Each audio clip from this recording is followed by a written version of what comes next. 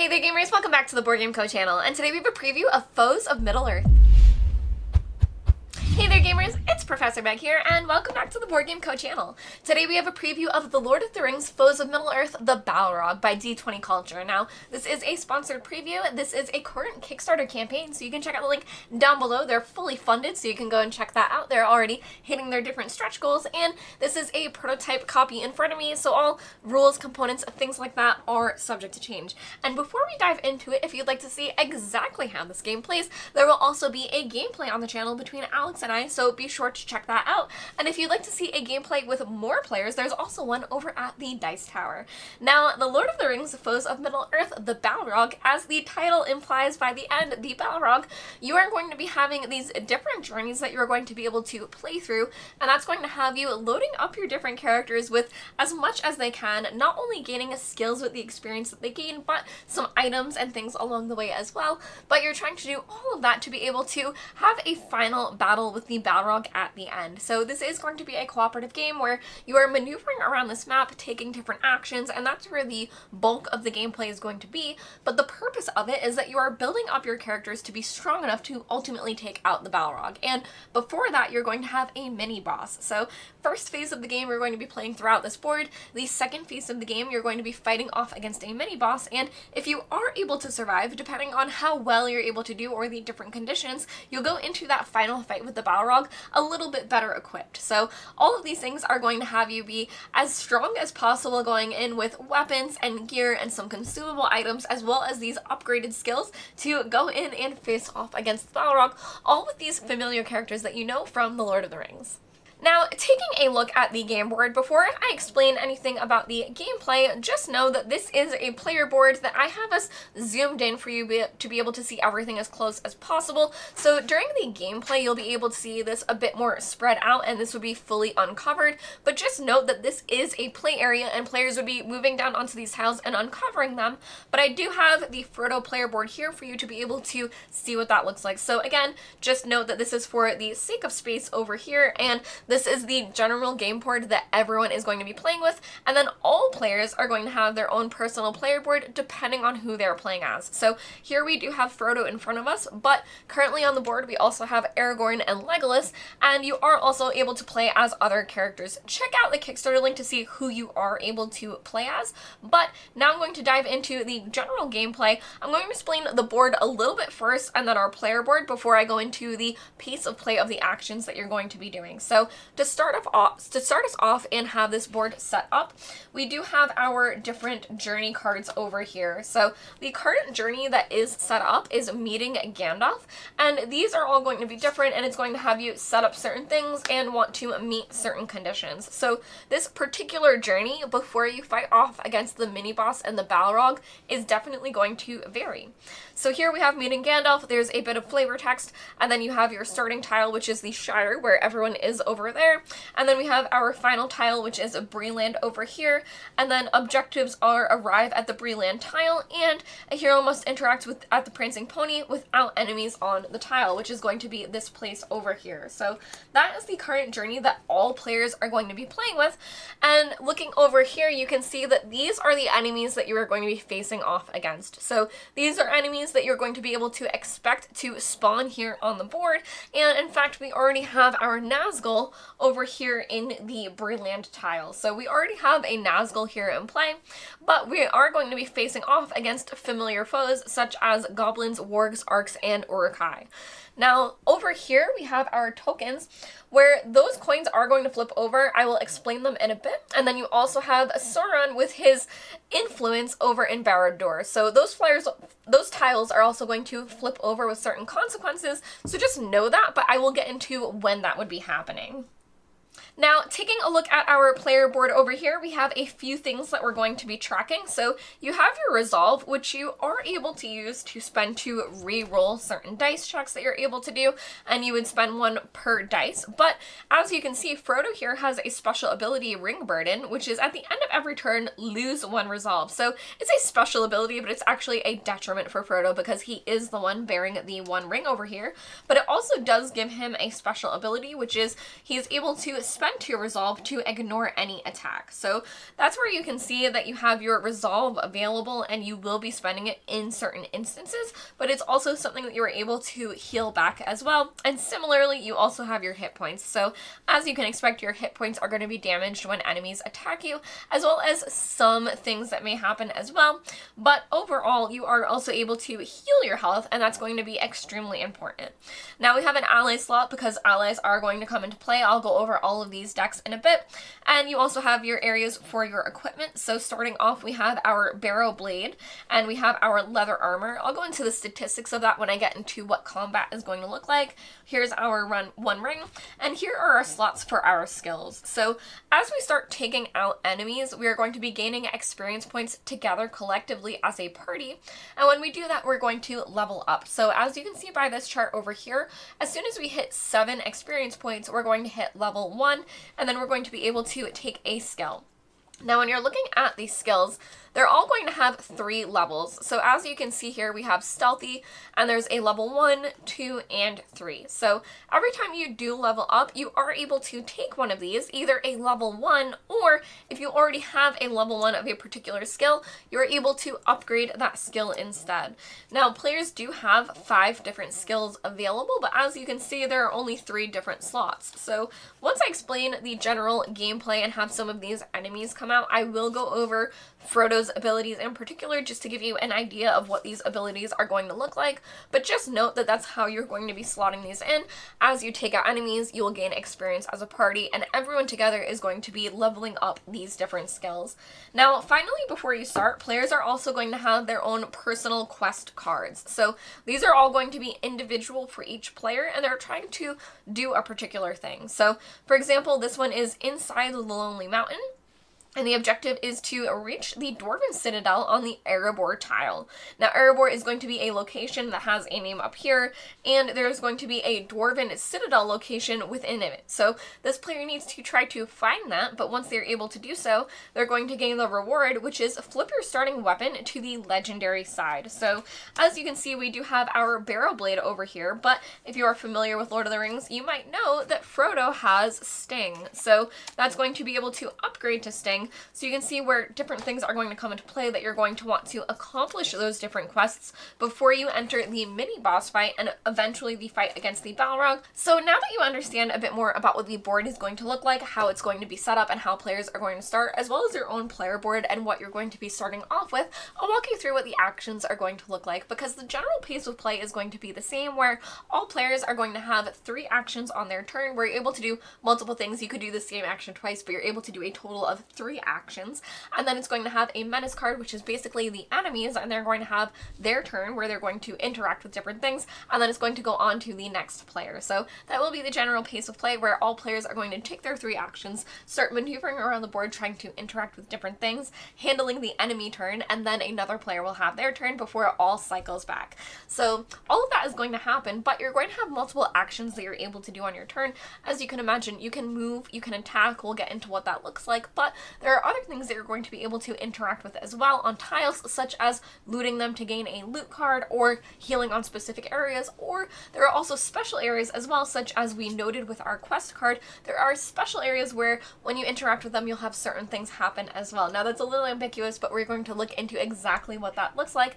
But the other thing that's going to happen is, as you can see, all of these tiles, besides the one that we are on and our final one, are all face down. So when you are exploring throughout the map, if you go onto a tile that is not yet flipped over, you're going to have event cards as well, where you're going to have to make these different save checks, and depending on what happens with that, you're also going to have different things added to the game as well. So with that, let's look at what a turn is going to look like. Now, players are able to move through other players, so as Frodo here, we will just start moving. So we do have 3 movement available. Some things will be able to augment that, such as a walking staff, but normally all players are going to have 3 movement for 1 action. And again, we have 3 actions available to us. So as our first action, we will choose to move 3, and we will go 1 and then 2, and immediately upon going 2, we're going to flip this over, resolve an event card, and then continue with our movement. So we will flip this tile over now, and this is the Troll Shaws. So we're going to get placed down here, and then we're going to resolve an event. So we're going to flip this over, And at the beginning of the game, players are going to be rolling these 3 green dice. Now, these have more successes than failures, and as you can imagine, these red dice here have more failures than successes. So you do have your different dice available, and there is one in between where there is a yellow die,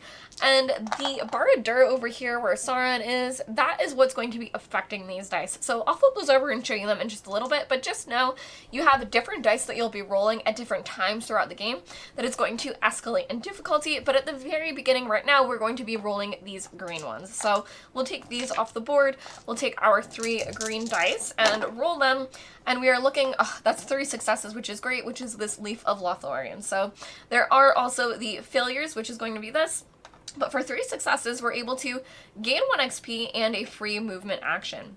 Now, if we had had less successes, for example, 0 is still gaining 1 XP, but then we would lose an HP.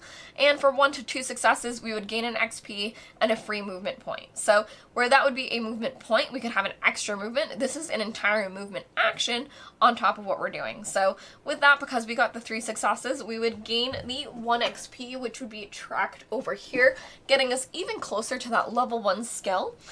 And then we have a free movement action. So where we moved 1 and then 2, we can move 3 to finally stop there.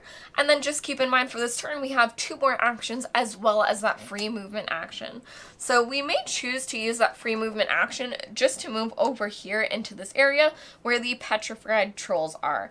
So we moved once, we used our free move to move over there, so we still have 2 actions left, and with one of them, we'll choose to interact with that. So with that, we're going to come over here to our remarkable places and find that particular place. So that is our petrified trolls, and we will look for them, and you guys might remember them from The Hobbit.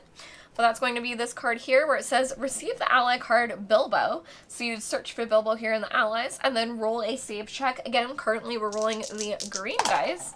And we have 2 failures and a success, so that's not as great for us. So for a 0 to 1, cure 2 resolve. So we'd be able to heal 2 resolve here on ourselves, but if we had 3 successes, we'd be able to take the old Toby card from the loot deck as well. So I'm going to have us look at what both of those are, just so you can see the chain of events of what's going to be important. So Frodo is definitely going to gain the Bilbo ally card over here, and that's going to state every time you take a loot card, take an additional card, because Bilbo is a shark. So he'll go over here as an ally to Frodo, meaning that Frodo's going to get even more loot whenever he does that.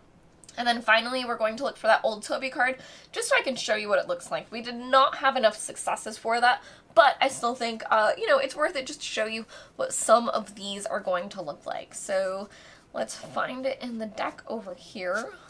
Old Toby's Weed. Here we go. So I would say, is there just an old Toby? I believe this is going to be the correct one.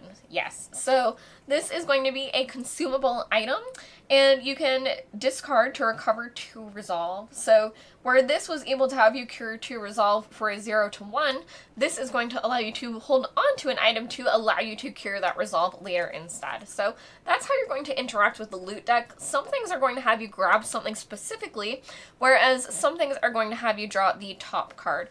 For example, if we had used this location instead, we would have just drawn the top card of the loot deck as opposed to going into this remarkable location over here.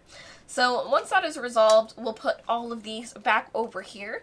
And as a reminder, we moved, we did a free move, and then we interacted with this location. So finally, as our final action, we are basically only really able to move because we can't interact anymore on that spot and there is no one to attack. So I think for Frodo, we may choose to move out to this tile here just to uncover some for everyone else. So we can, as Frodo, choose to go 1, and that will uncover this here. And this is Nen Hithoel, so we're going to put them over there. And that's just 1, but that will trigger an event. So there's going to be another event for Frodo, a deserved rest. So they will roll those 3 dice for us, and we only have 1 success, so that's going to be gain 1 XP and heal 3 HP. We're currently not damaged yet, so we will gain the XP. And then finally, because we only moved 1, if we want to try to get back to our party as well as uncovering as many tiles as possible for everyone, we're able to continue doing our movement and go 2, 3 and actually end back over there with everyone, hopefully maybe being able to uncover that Erebor tile. So we will flip this over and have Frodo end his turn over here in Dunland. So he'll go up to there, but finally, because he uncovered that third tile, there will be yet another event. So we will have this happen now, which is clearing the path, and we will roll our dice, and we have 1 success again, so that's going to be 1 XP and move another hero 1 space. So in this instance, if we wanted to, we could choose to move Aragorn just to start moving them this way, and we would still gain that 1 XP. So as you can see, that is really what a full turn is going to look like, and during this phase of the game, players are going to be primarily focused on uncovering the board in this way. So as I said, there are other locations they are able to do certain actions at, such as the loot action, and these are going to be the wells where you are able to heal at. So players are able to take a rest action if they have no enemies adjacent to them, as well as no enemies on their tile, and when you do so, you're able to heal 3 between your resolve as well as your hit points, because as you can see, resolve is also going to be extremely important, such as Frodo being able to lose 1 at the end of each of his rounds. So that's going to be what those locations look like for you, but as you may have noted, there are also some red as well as blue spots on the board, and that's going to be where enemies are spawning. So once a player's turn is completed, in this instance, because of Frodo, we have the ring burden, so for the end of every turn, lose 1 resolve. We would then lose that 1 resolve, but then after that, we are going to move on to drawing a menace card for the enemy phase. So we are going to draw this, and it's going to have a couple of pieces of information for you. So first, it's going to have this red symbol over here, meaning that one of these tokens is going to flip over, and when 4 of those are red, that's when the first tile of Barad-dûr would flip over at the bottom, and if players aren't able to complete the game by the time it reaches the top, then you would lose the game. So that is very, very important, but to fill out this enemy turn, it is for the wargs and the goblins. So when this happens, you are going to make another save check. So again, we're currently rolling our green dice, which is great.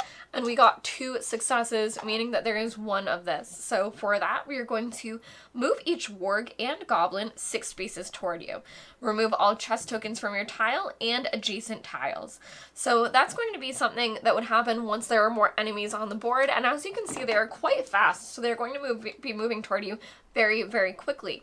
But after that, we were always going to spawn. So down here in our spawn part, we're going to have a goblin at the nearest blue square. So we have all of our tiles, or all of our miniatures over here. We have our wargs, our urukai, our orcs, as well as our goblins, and this goblin is going to be placed over here, which is actually currently our only tile with that blue symbol down here. So that goblin is going to be placed out. Now, if the enemies had been adjacent to the active player, they would then attack and perform that attack against them. However, that one is currently against Legolas. So I am, for the sake of the example, going to have him spawn over here instead, just for you to see what an attack is going to look like. So again, just note, it wouldn't exactly work like that, but I am going to go into combat now to show you what that will look like. So when the enemy attacks you, they're going to roll dice based on their stats. So looking over here at the goblin, they're going to be rolling 2 dice, and they're hitting on a success of 5 or more. Now they do have a special ability, which improves their hit by 1 if there's another goblin on the same tile, but there currently is not. So they're going to take the 2 dice, which are going to be these numbered dice here, and then roll, and on a 5+ they will hit, meaning that here they currently have 1 hit, and 1 failure, and the final thing to see is that they do have 3 health. Now, they are attacking Frodo in this example, and here Frodo does have his leather armor, which honestly I should have done this first, but the leather armor is apply -1 to 1 enemy attack roll, meaning that it's going to make it even more difficult. So if this was applied here, this would actually mean that they need a 6 or higher to be able to have that be a success instead, meaning that this would fail. Now finally, Frodo is also able to use that 1 ring ability instead if this was a different enemy, where if they had already used their armor, they have 2 resolve to ignore an enemy attack as well. So if they wanted to, they could spend that 2 resolve to just completely ignore the attack instead, but where this one would only be 1 damage coming through, that's not that bad either. So that is what a general turn is going to look like. Players are going to have their 3 different actions, and as you are gaining out different loot, you're going to have different options. For example, there is a staff that allows you to have 4 movement instead of 3. You have armor that's going to protect you against attacks, but more and more enemies are going to start coming out on the board. So I am going to show you what combat is going to look like between Frodo and this goblin, just to give you an example of what combat might be. But just know that we did use our 3 actions. We used our complete turn, so we wouldn't be able to attack this turn, but I'm just going to have us do an attack action just to show you what that might look like from the player side. So if we were already adjacent to this goblin as Frodo, we would be able to take an attack action, and we currently have our Barrow Blade. So this is going to roll 2 dice for us like this, and we are going to have a success on a 4+, and this is going to be our range, meaning that we have to be next to them. So we also have an ability here that for every 6 rolled, we would heal an HP, so if we were a little bit hurt, perhaps 7, this might be able to heal us as well. So we will roll both of those. We got a 4 and a 3, and we only have a success on a 4. Now they do have 3 health, so we may choose to have that success go through and then attack again. So in this instance, it may be that we started our turn like this and now we're able to take multiple attack actions, but where we did 1 damage to them, we have the -1 marker, and then we can take another attack action. So with that attack action, we'll be rolling 2 dice again, and we will roll off against them, and we got a 1 and a 4. So that 4 is going to be a success for us, but where we really want to kill them now, we're going to spend a resolve to re-roll this other die. So we'll spend that to re-roll our 1, and here, this is the 6, this is the ring symbol, and for every 6 rolled, this is where we're able to heal at 1 HP. So not only is this 2 successes for us, but because of the weapon we're using, we're able to heal that HP back over here as well. So with those 2 successes, that is the full health of the goblin, the 3 health, we would be able to remove them from the board, and then on top of that, you're going to gain 3 XP. So all of them are going to have a reward for you of the XP that you're going to be gaining, but with that 3 XP, we would then track this here, bringing us up to 6, meaning that we are only 1 away from that skill. So I'll now show you what those skills are going to look like, but again, just note that you are going to gain a card every time you fill one of those spots there. So level 1 is going to be 7 XP, level 2 is 15, level 3 is 24, etc. And every time you gain one of those, you can either choose a level 1 skill, or you're able to progress the skills that you have, keeping in mind that you're only ever able to have 3 and you have 5 available.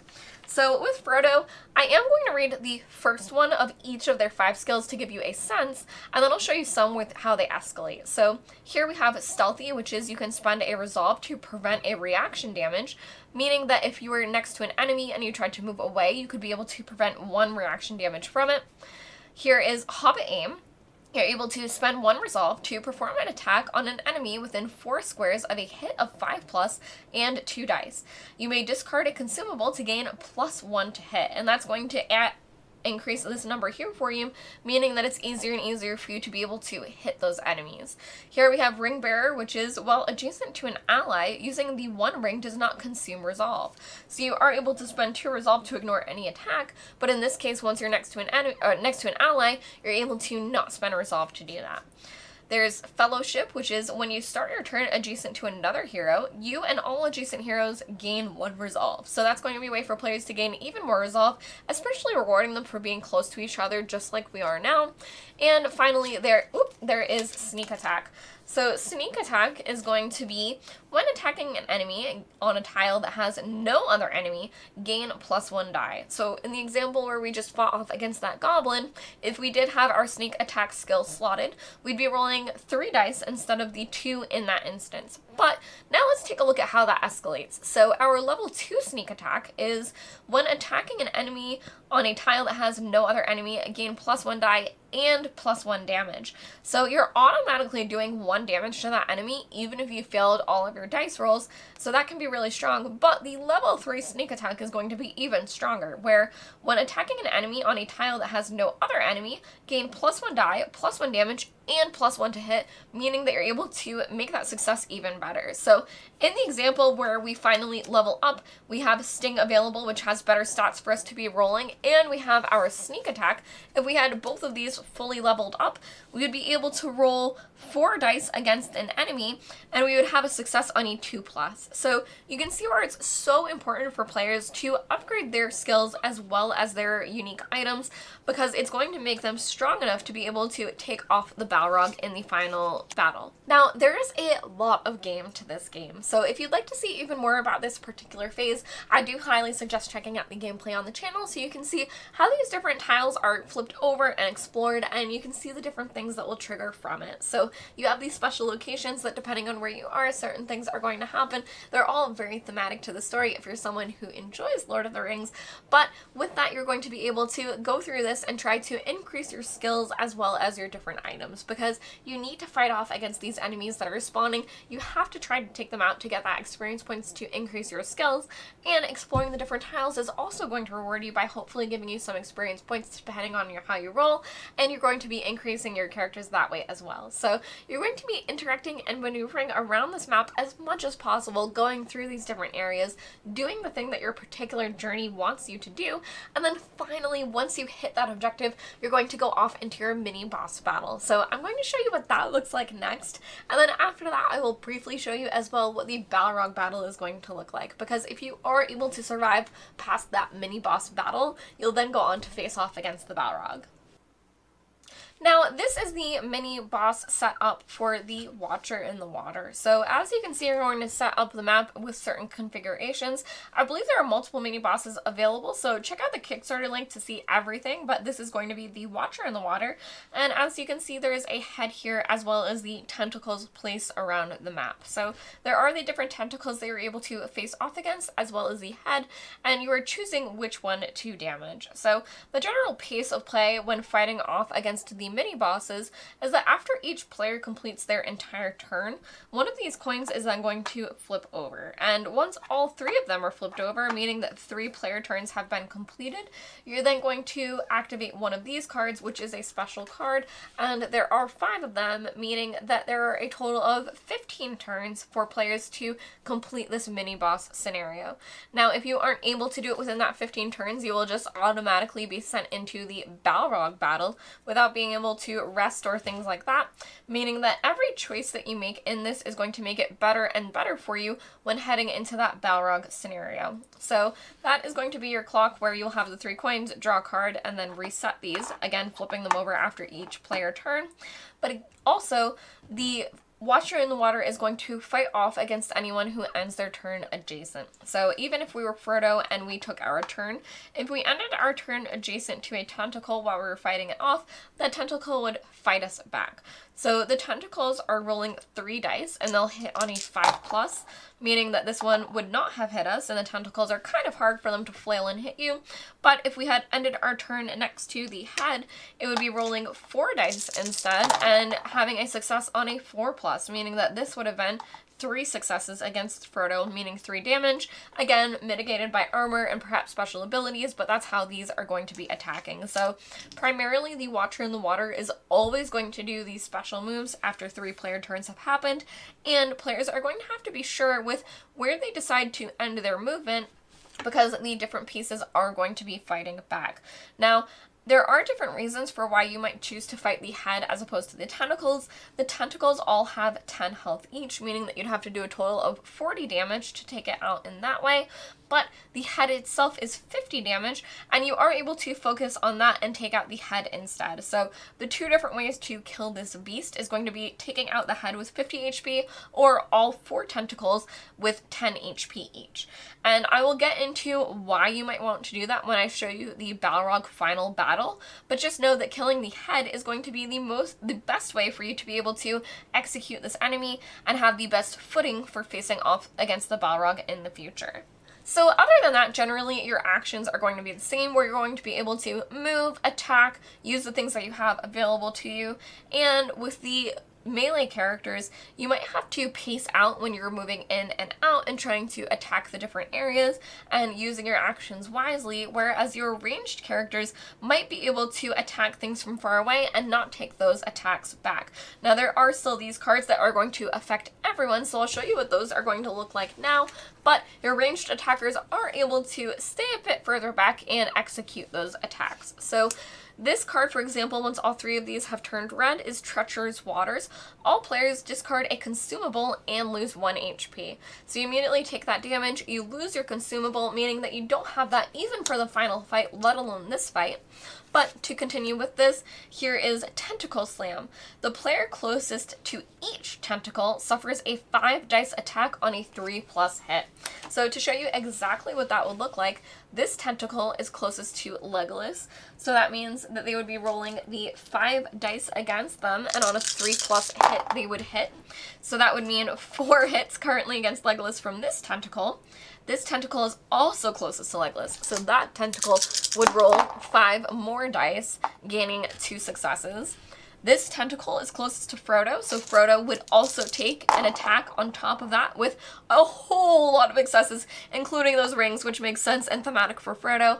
And then finally, this tentacle would attack Aragorn over here, rolling all of those. So again, oh, and wow, that was all 5s against Aragorn instead. So again, these do only happen every 3 turns, but 5 of them are going to happen to you while you're trying to whittle away at the health of these different things. So luckily players are powered up and they're able to do a whole ton of damage back and very similar rolls against these different enemies pieces, but it is going to be a very tough battle against these mini bosses, where you will then have to go into a final battle against the Balrog after this as well. And now that you've seen what that mini boss is going to look like, I'm going to show you how the Balrog is going to behave before I tell you why you might choose to attack the head over the tentacles, because that's really going to give you an advantage against the Balrog, but it won't quite make sense until you know how the Balrog works. So with that, let's go into that final boss battle. Now, to set up the Balrog, you have all of the tiles placed face down again, and players are going to have this general arena to attack the Balrog for as much as they possibly can and make it out alive.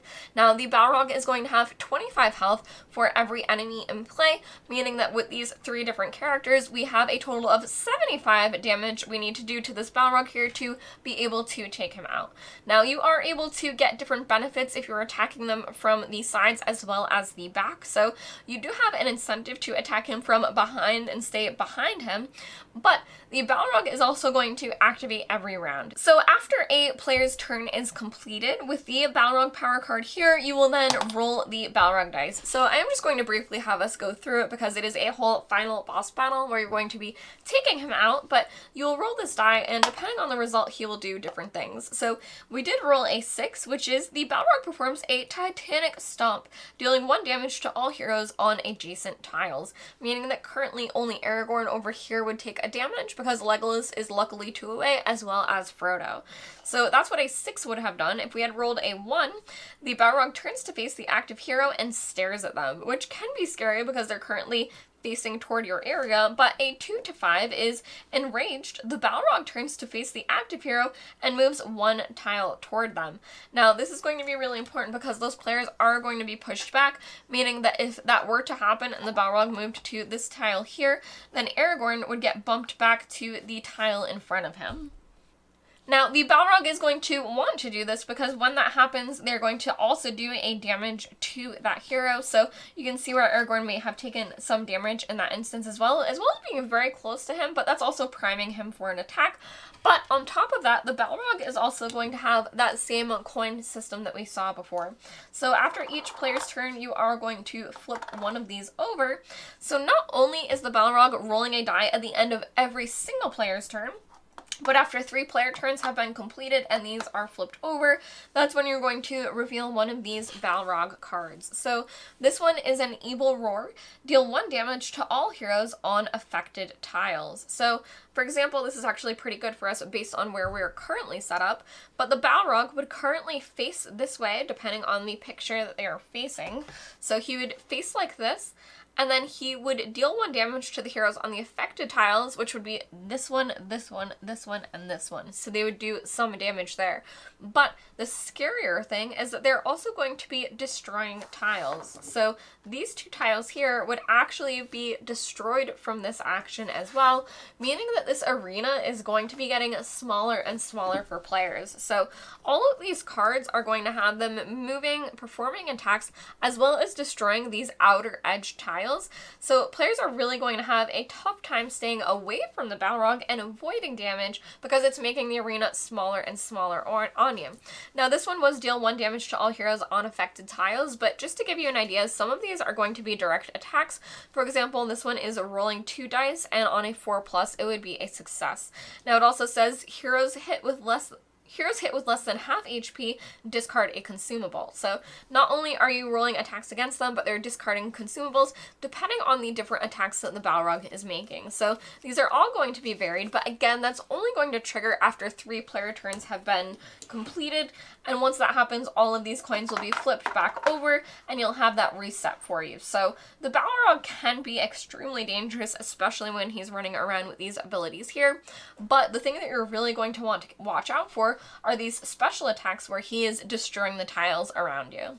So now I'll explain why taking out those mini bosses is going to be so important, because when you're facing off against the Balrog, you're already going in a little bit worse for wear after having all of these different adventures.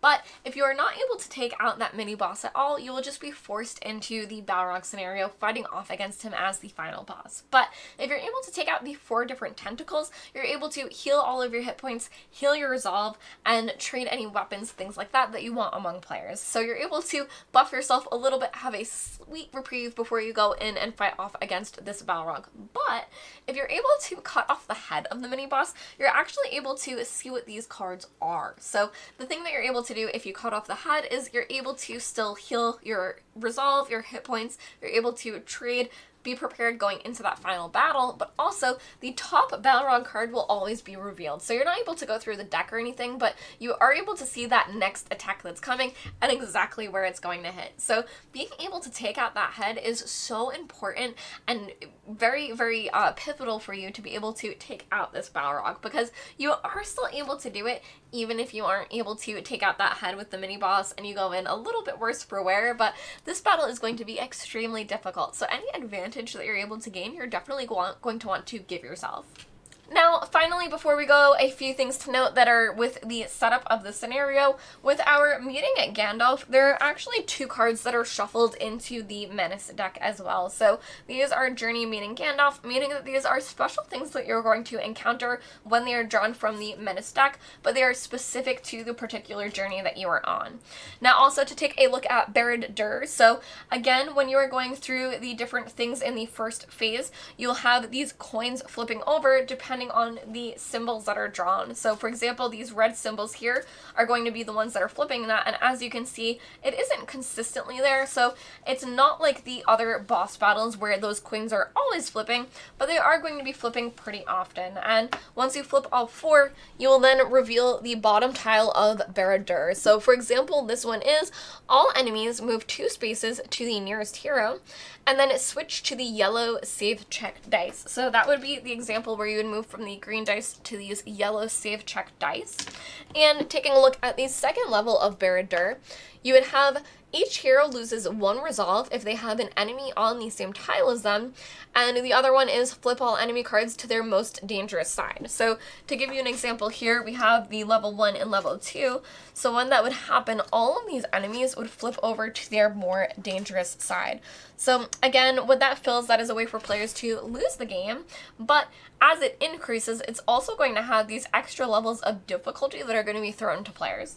In Foes of Middle-earth, the Balrog, players are going to have a strong cooperative experience where in the beginning you're going to have all of these tiles shuffled up, meaning that there's a lot of replayability with where the different locations are and the different journeys that you are choosing to play. So those are going to have you put tiles in certain areas, but other than that, they're all going to be shuffled up, and all players are going to have their personal quests, which are going to change every game as well. And on top of that, you're going to have these familiar characters from Lord of the Rings, but you're starting off as bare bones as possible. So you don't have any skills available. You're going to have your your starting stuff, but you're able to upgrade to your legendary weapons and have these skills that are really cool and thematic that really play into what those characters are best at. So you have these skills that you're also trying to do, and as you're uncovering these tiles, you are not only fighting off against these different enemies, which just makes sense for the theme of the game, but you're also exploring and trying to have these different events that you're going through that are going to reward you as well. And ultimately, players are very focused on trying to level up themselves, because as it is cooperative, you are all leveling up together, meaning that focusing on experience points and trying to raise the level of everyone makes the entire party stronger and stronger together and increasing those skills that you have available. But the entire point of the game is going to be planning for that final Balrog fight, because even if you're able to get through the first phase or even the second phase with the mini-boss, you need to get off and fight off against this guy. So this game is specifically geared toward this ultimate journey that you are playing through and facing off against the Balrog. So if you'd like to see a gameplay, as I said, there will be one on the channel. You can check out the link down below for the crowdfunding campaign for everything that D20 Culture has planned. Thank you all for watching the Board Game Co channel and this preview. I've been Professor Meg, and I will see you all next time. Bye!